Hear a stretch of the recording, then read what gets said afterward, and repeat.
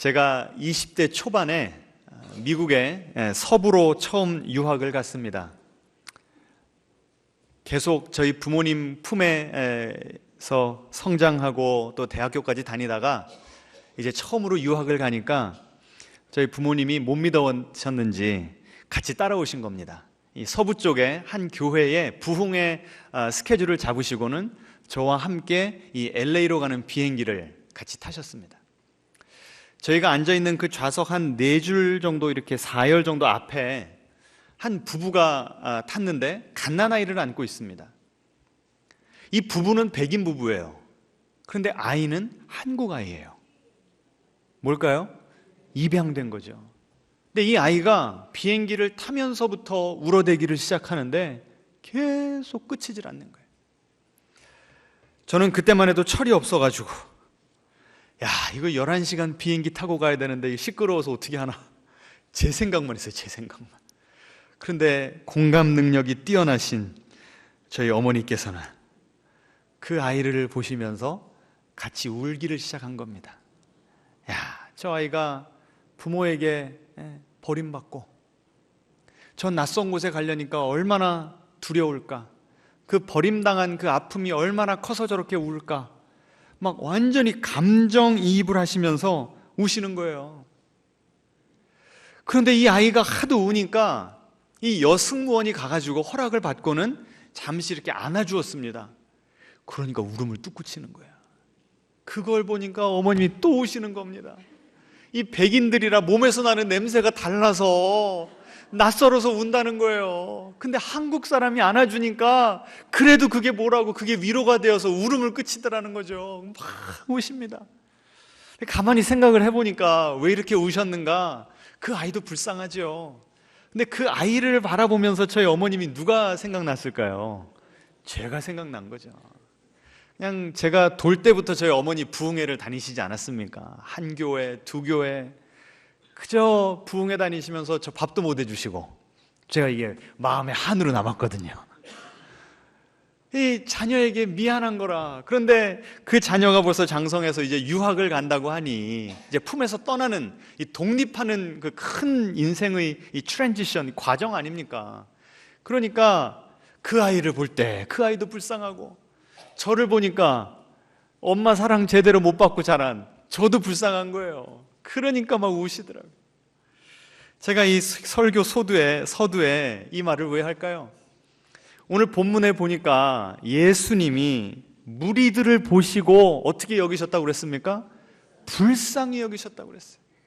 저는 이 본문을 묵상하면서 그때 그 장면, 그 LA 가는 그 비행기 안에서의 그 장면이 떠오르면서 저희 어머니의 심정이 바로 이 예수님의 심정과 비슷하지 않았을까라는 생각이 듭니다. 예수님이 여러 가지로 이 생활고로 시달리고 경제적으로 어렵고 살기가 너무나 팍팍해서 주름살이 깊게 패여있는 그 유대 백성들을 보시고 얼마나 안타까우셨는지 그들을 불쌍히 여기셨다 그랬습니다. 이들을 왜 불쌍히 여기셨는가? 이 36절 후반에 보니까요, 그들이 무엇 없는 양과 같다고 그랬어요? 목자 없는 양과 같다. 에스겔서 34장에 보시면요, 하나님이 당신의 백성들을 치리하시는데, 먹이고 입히시는데 직접 하시는 것이 아니라 목자들, 리더들을 세워놓으셨다는 겁니다. 정치 지도자들, 종교 지도자들. 그런데 그들이 직무유기, 사명을 제대로 감당하지 않으므로 이 백성들이 다 뿔뿔이 흩어지고 병들고 헐벗고 굶주리게 되었다는 겁니다.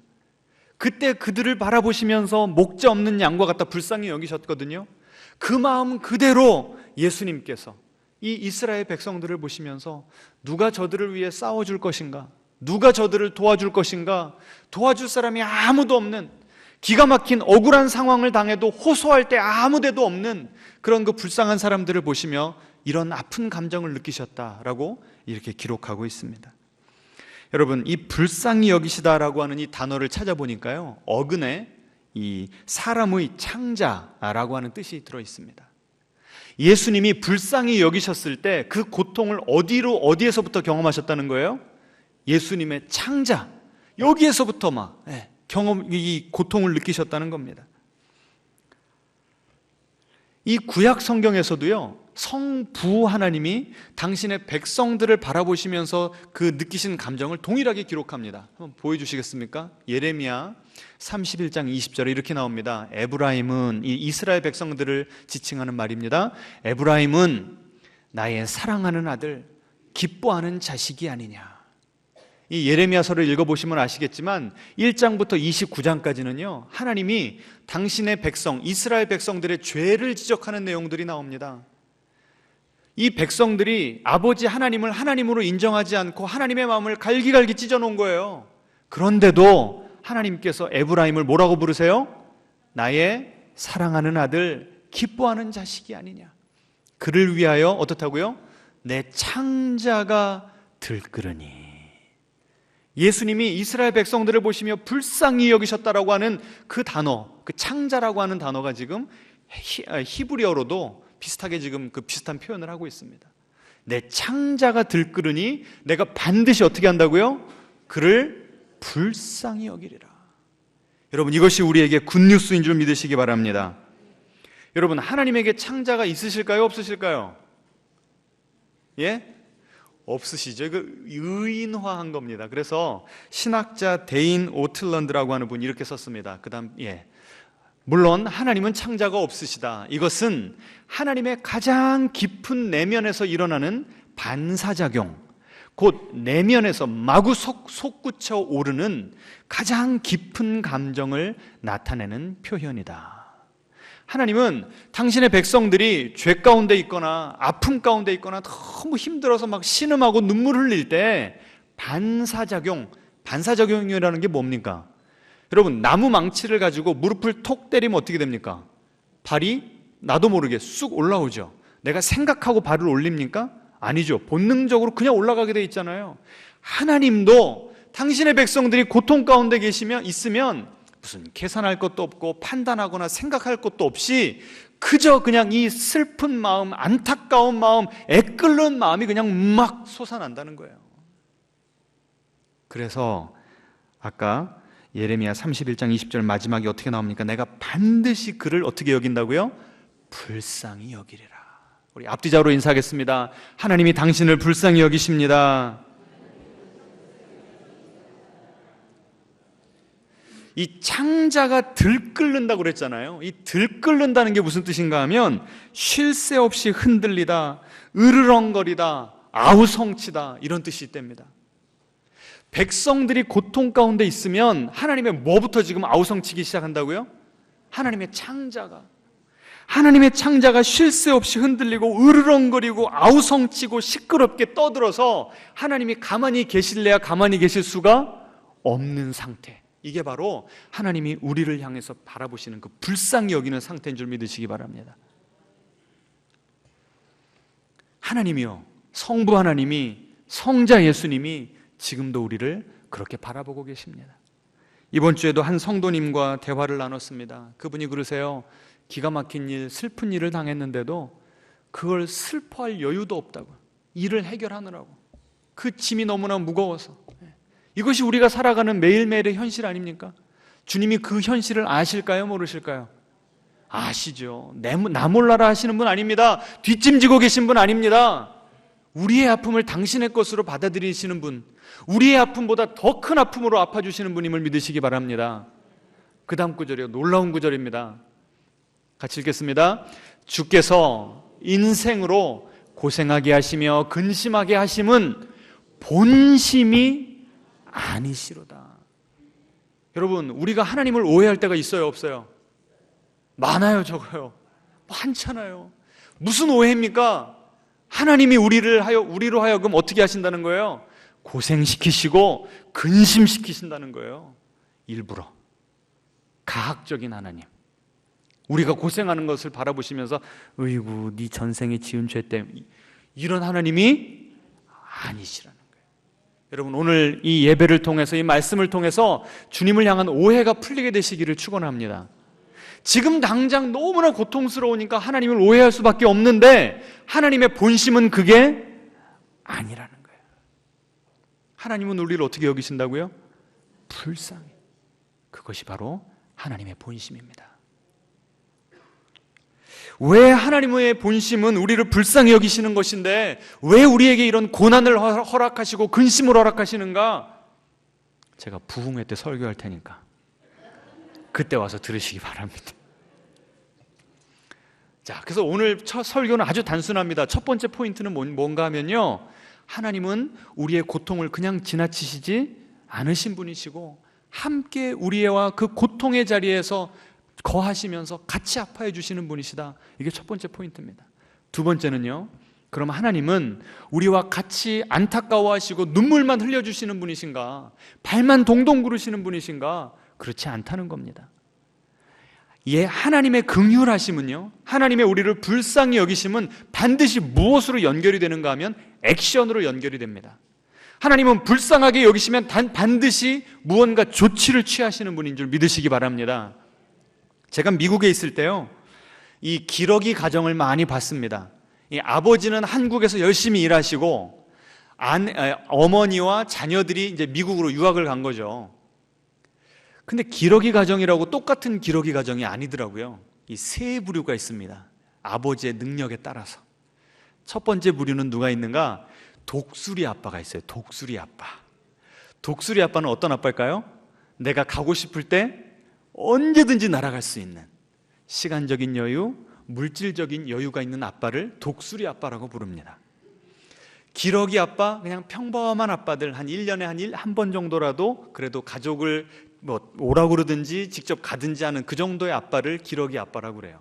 그런데 아이들과 아내를 보냈더니 상상외로 생활비가 너무 많이 드는 거죠. 그래서 쎄빠지게 고생하면서 나는 못 먹고 나는 못 입으면서 자식들에게 다 생활비 보내버리는 거예요.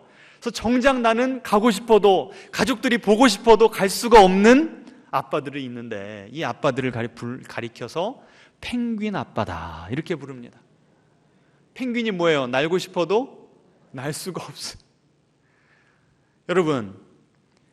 여러분이 지금까지 경험하신 하나님은 독수리 아빠이십니까? 기러기 아빠이십니까? 펭귄 아빠이십니까? 한번 속으로 대답해 보시기 바랍니다. 그리고 이 성경에서 계시하는 아빠는, 우리의 아버지 되신 하나님은 어떤 아빠세요? 독수리 아빠죠. 앞뒤자로 인사하겠습니다. 우리에게는 독수리 아빠가 계십니다. 믿으시기 바랍니다. 이번 이 부흥 집회 때 독수리 아빠 만나게 되시기를 축원합니다.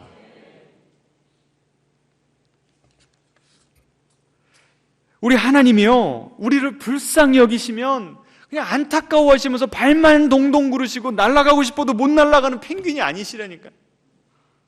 당신의 능력의 손으로 쫙 날라오셔가지고 우리의 가장 아픈 문제들, 우리로 하여금 눈물 짓게 하고 좌절하게 하는 그런 문제들 주님께서 구체적으로 다가오셔서 해결해 주시고 치료해 주시고 회복시켜 주실 줄로 믿습니다.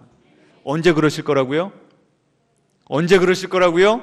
612, 6월 12일부터 시작하는 부흥회. 지금 이번 주부터 우리가 부흥회 준비를 해야 됩니다. 그래서 이번 설교 제가 준비한 거예요.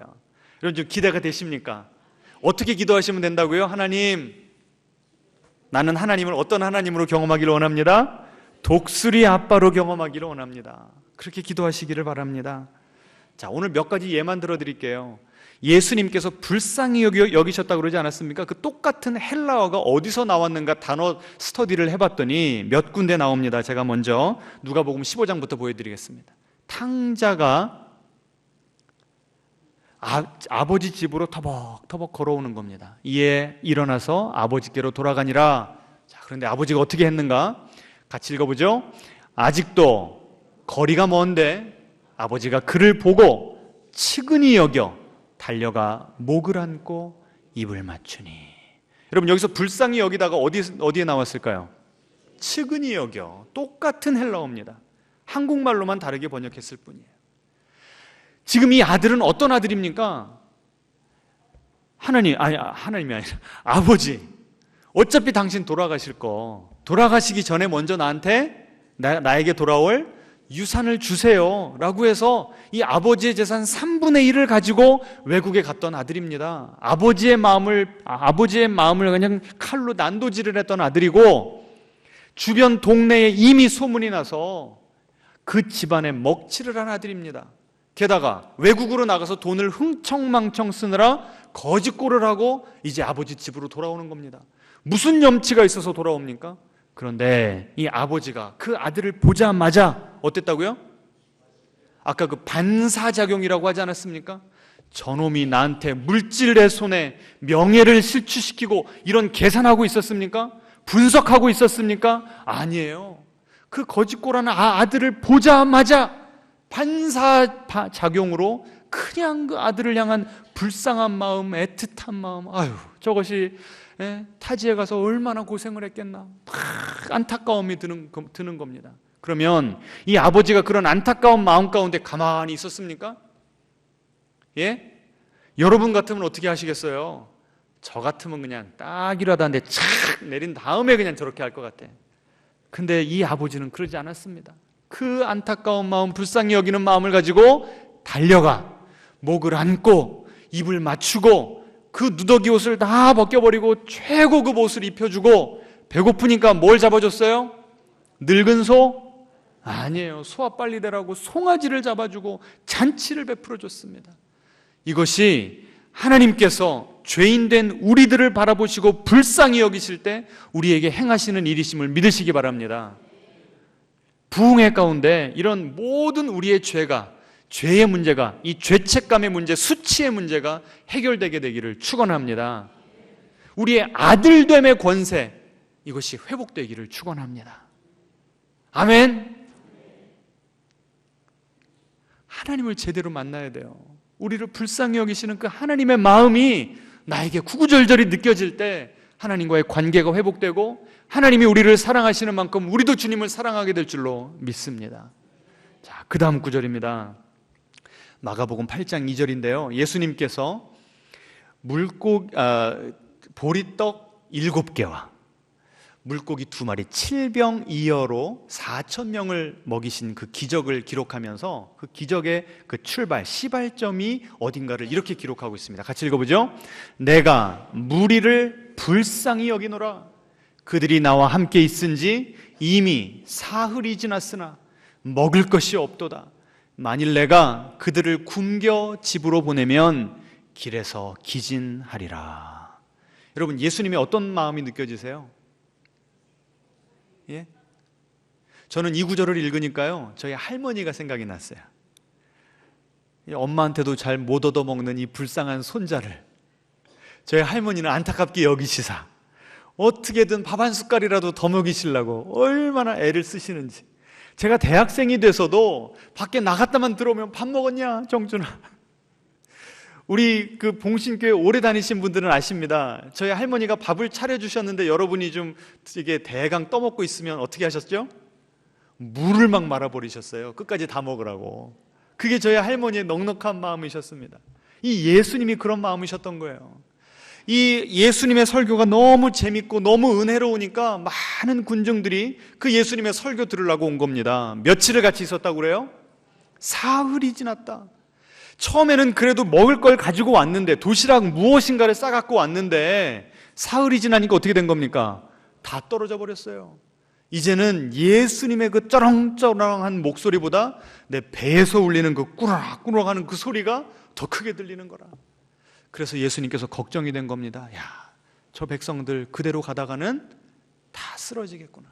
그 안타까운 마음에 무엇이라도 하나라도 더 먹이고 싶으셔서, 그래서 이 기적을 베푸신 것입니다.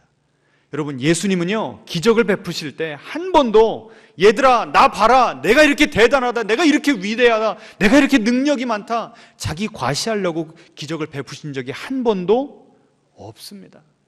예수님의 기적은 항상 어디서부터 시작해요? 내가 무리를 불쌍히 여기노라.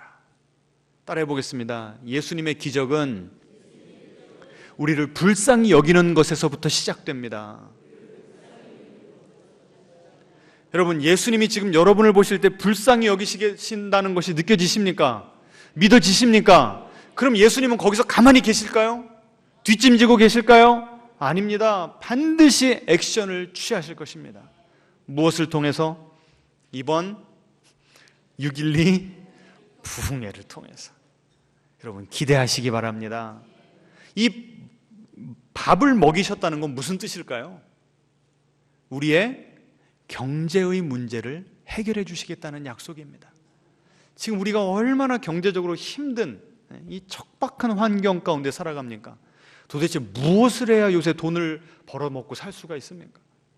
우리 성도님들 헌금하시는 걸 보면 제가 가슴이 아파요. 어떻게 하면 이런 헌금을 하실까? 그런 형편에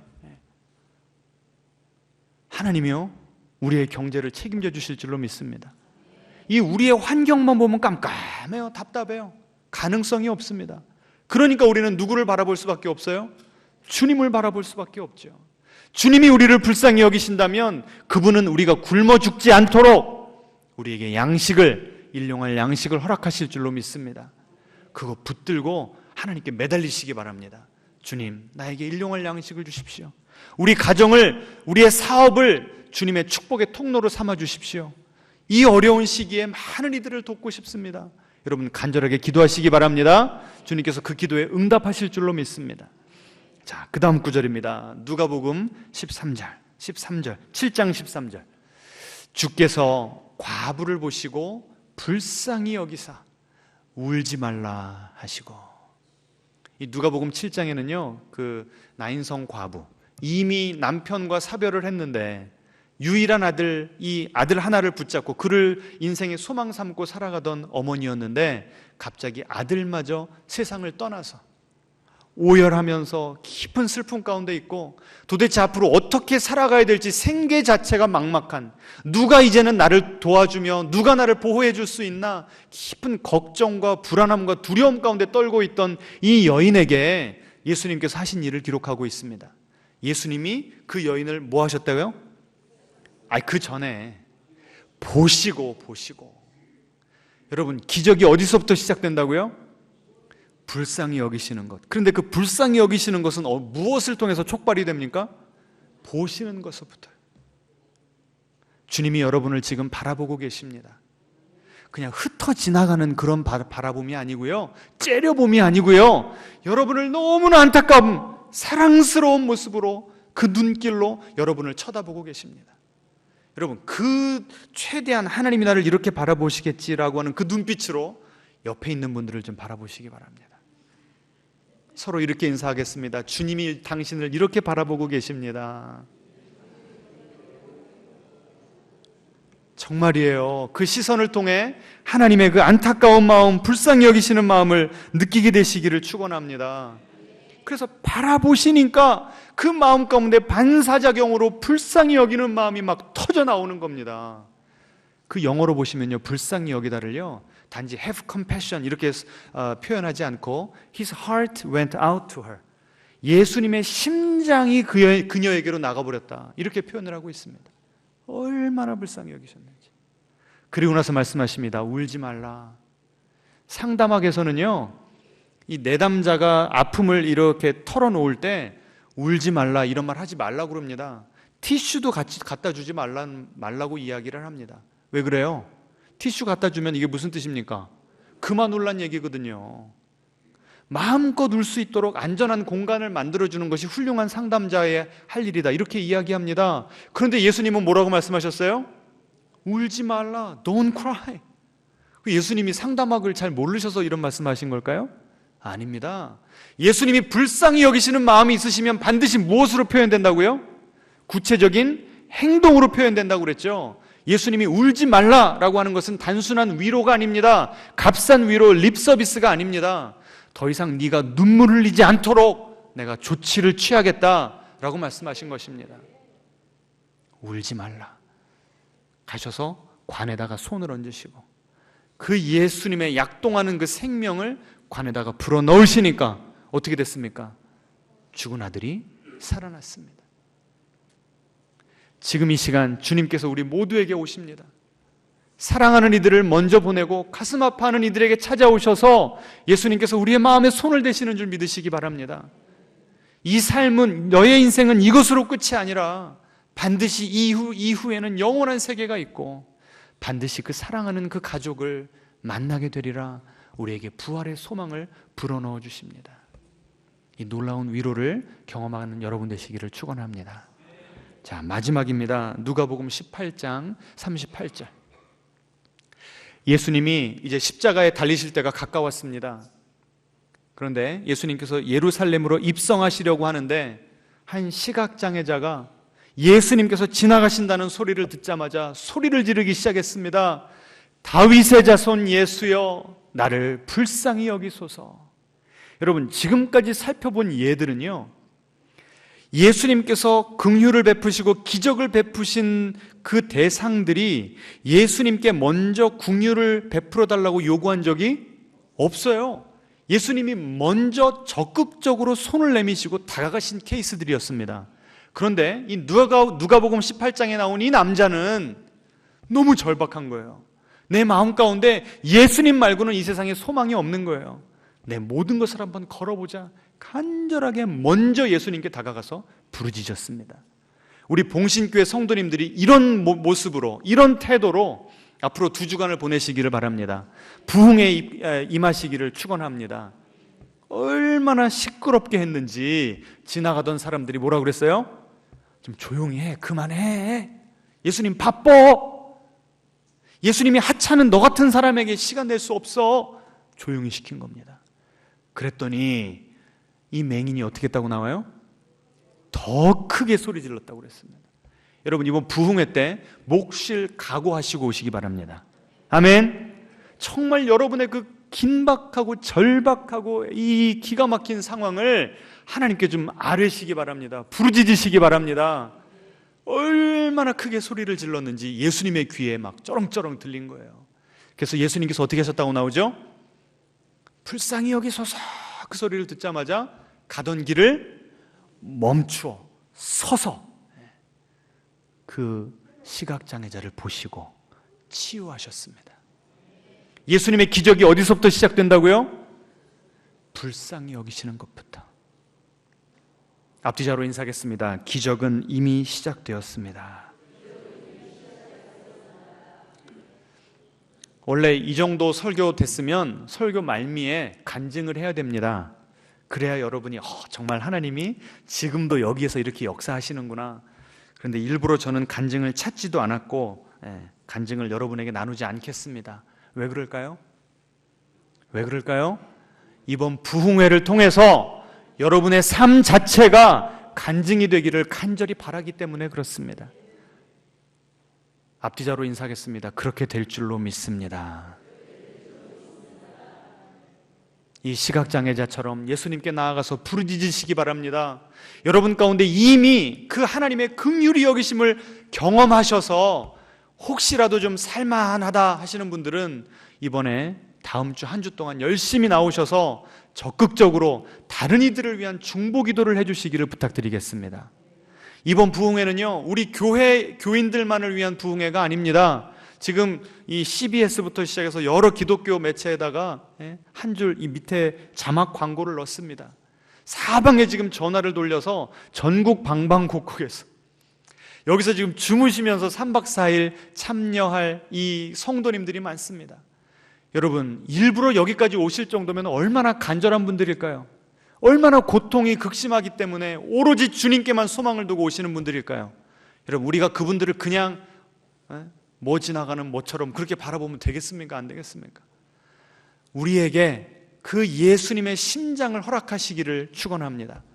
그 예수님의 그 들끓는, 창자가 들끓는 그 마음이 우리 모두의 마음이 되기를 원합니다.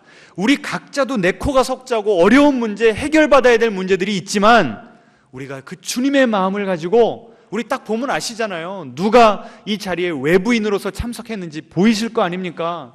그럼 그분들 하나하나 바라보시면서 하나님의 마음으로 그들을 위해서 중보하시기를 바랍니다. 그럴 때에 그의 나라와 그의 의를 먼저 구할 때 하나님께서 여러분의 문제, 여러분의 아픔은 저절로 해결해 주실 줄로 믿습니다. 함께 찬양하겠습니다.